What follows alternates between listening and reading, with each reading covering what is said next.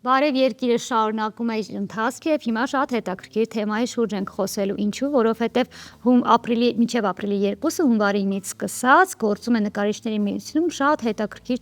ցուցադրություն, որտեղ դուք կարող եք Այվազովսկու կենթանացած կտավների միջոցով տեղափոխվել նրա ստեղծած ստեղծագործությունների աշխարհ, ինչպես նաև ճամփորդություն ունենալ ծովային ու դրանով իսկ հետաքրքրացնել ձեր օրը, բայց մինչ այդ կներկայացնենք մեր հյուրերին եւ կասենք ինչ ենք այս թեման ընտրել։ Այս թեմայի շուրջ զրուցելու ենք եւ մեր տաղավարում հյուրընկալել ենք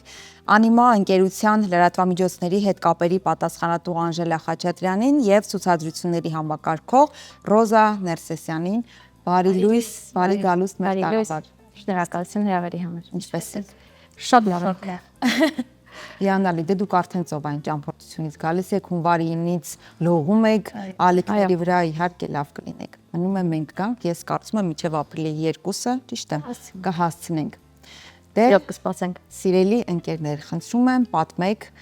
գիտեմ, որ աննախադեպ չէ, դրանից առաջ էլ եղել են նման ցուցադրություններ, կենթանացած կտավներ, հիմա պատմեք, թե ինչու ընտրվեց հենց Այվազովսկին այս անգամ։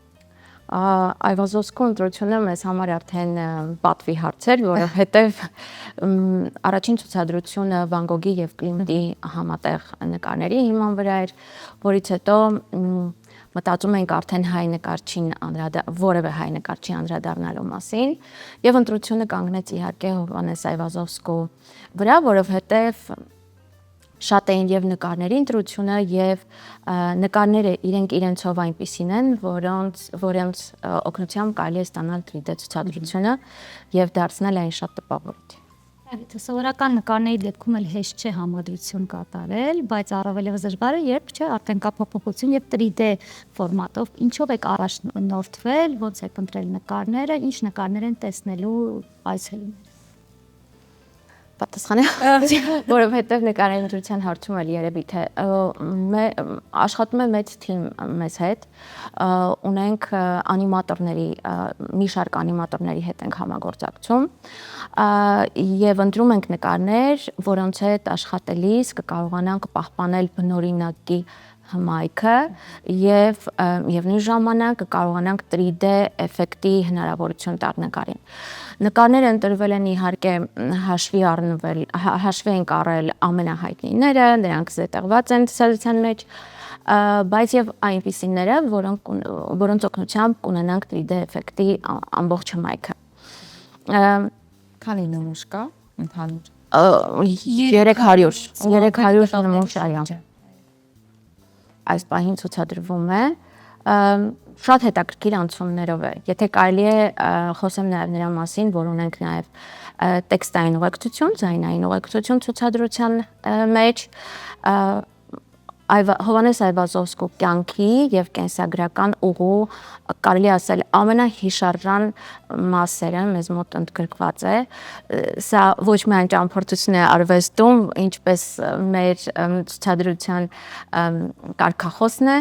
այլ նաեւ ճամփորդություն է պատմության էջերով։ Վստահաբար կարող եմ ասել, որ ցուցադրությունը դիտողը ծանոթանում է Հովհաննես Այվազովսկու արդեն որպես մարդ, որպես քաղաքացի եւ շատ լայնախոհ մարդ։ Շատ տպավորված եմ ես մեր արած գործից։ Երևի զգացվում է, որ շատ հիացած եմ եւ արդեն ունենք շատ լավ կարծիքներ, հատկապես դպրոցականներից, մանկավարժներից եւ կարելի ասել, որ մեր աշխատանքը տեղ է հասնում։ Ուզում էի հենց արձագանքին անդրադառնալ։ Ահա, կարելի նշեցիք, որ տեքստային ուղեկցությամբ ինչ լեզուներով են տեքստերը, որովհետեւ հնարավոր է նաեւ հատկապես զբոսաշրջիկներին հետաքրքրի եւ ուզենան տեսնել։ Հայերեն ձայնային ուղեկցությունը Բաբկեն Չոբանյանինն է եւ Սամվել Թոփալյանինը։ Ունենք տեքստային հատված ռուսերենով, անգլերեն ուղեկցություն չունենք։ Եթե անկեղծ լինեմ, մեր թիրախային լսարանը հայ լսարանն է։ Իհարկե հաշվի ենք առել նաև ռուսերեն տեքստերի կարևորությունը եւ այն ունենք։ Բայց այս դեպքում արդեն անգլերեն տեքստի ուղեկցություն միաժամանակ կամ այլ լեզվով սկսում է ուշադրությունը կենտրոնացումից շեղվել եւ դրա համար հայերենի եւ ռուսերենի ընտրության վրա են կանգնել։ Պապկեն Չոբանյանի ձայնը ամբողջ ընթացքում շատ հրաշալի ձայն է, ուղեկցում է։ Իսկ Ռոզան թող արձագանքներից խոսի, որովհետև пассив է։ Արձագանքները մեզ մոտ շատ են, դպրոցական խմբերի այցելությունը մեզ մոտ շատ է, շատ լավ արձագանքներ ենք ստանում, դպրոցական խմբերը մեզ մոտ արդեն 500-ից ավել դպրոցականների այցելություն ունենք, արդեն սպասում ենք նաև ուսանողների այցերին, որովհետև մենք ունենք իրենց համար էլ նախատեսված զեղչեր։ Ժամանակահատվածը բավականին երկար է, եթե 3 ամիս, քանի որ նախադեպը ունեցել եք, այս անգամ էլ վստահ եք, որ այդ 3 ամիսն էլ լեփլեցուն կլինի, ինչպես նախատեսում եք։ Այո, շատ միանշանակ, որովհետև մեր աշխատանքը շատ տպավորիչ է, շատ կրթական բաղադրիչ ունի։ Կարելի ասել ցուցադրություն եւ արդեն ամբողջական է եւ մենք նայում ենք որպես թիմ, որպես աշխատանքի արդյունք։ Ես իմ անձնական իհարկե կարծիքն եմ ասում, բայց ես շատ գոհ եմ արված աշխատանքից, որովհետեւ մեզ Հովհաննես Այվազովսկին ուղեկցում է ամբողջ կյանքում, դպրոցական տարիքից ծանոթանում ենք, հետո անընդհատ այն փաստը, որ հայկական ծագում ունի միշտ վեհություն եւ հպարտություն է մեզ փոխանցում, կարծես մեր էության մի մասը լինի եւ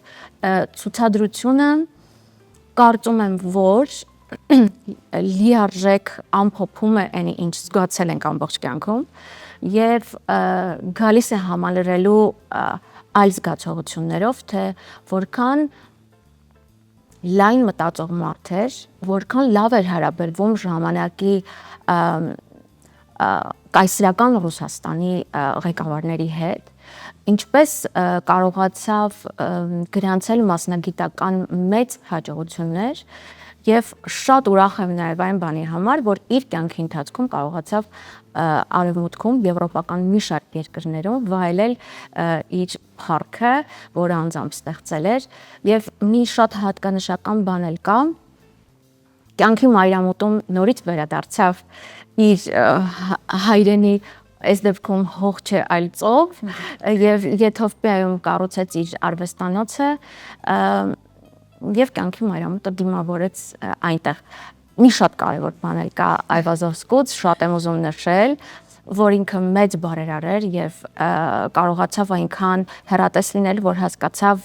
քաղաքին պետք են ինֆրաստրուկտուրաների զարգացում եւ մեծ ներդրում արեց ֆինանսական Եթովպիան ավելի զարգացած քաղաք դարձնելու համար։ Այսքին մեր բոլորի հպարտությունն էր, քանի որ նա հայ է, հա, բայց դրանով դրա հետ միասին ամբողջ աշխարհում նա միշտ համարվում է, մինչև օրս համարվում է չգերազանցված ծովանկարիչ, սա հիանալի է, որ այսօր երիտասարդ սերունդը կարող է գալ եւ մոտիկից ծանոթանալ, բայց այստեղ մի այսպիսի հարց է առաջանում։ Արդյոք հենց ծովանկարը եւ արդեն 3D տարբերակը ինչ որ տարբերություններ ունեն կամ 3D տարբերակում ինչ որ բան ավելի շահում է կամ ոչ։ Այսինքն չէ որ տարբերություն կա 3D-ն եւ նկարը։ Դուք ոնց եք ընտրում աշխատել այնպես, որ ոչ կտավն արժեքը չկորցնի։ Ու նաև լինի հետաքրքիր։ Ցանկացած բան 2D եւ 3D հարթություններում ապես տարբեր են կալվում։ Սկսած, չգիտեմ, որևէ ցանկացած առարկա։ Դրա համար այս դեպքում բնօրինակները բերվում են շատ լավ թվային որակի, որից հետո ակցենտավորվում են նկարի վրա տպավորիչ հատվածները եւ կյանք է տրվում նկարին։ Մոտեցումը դա է։ Բոլոր ցուցադրություններում 3D վիզուալիզացիան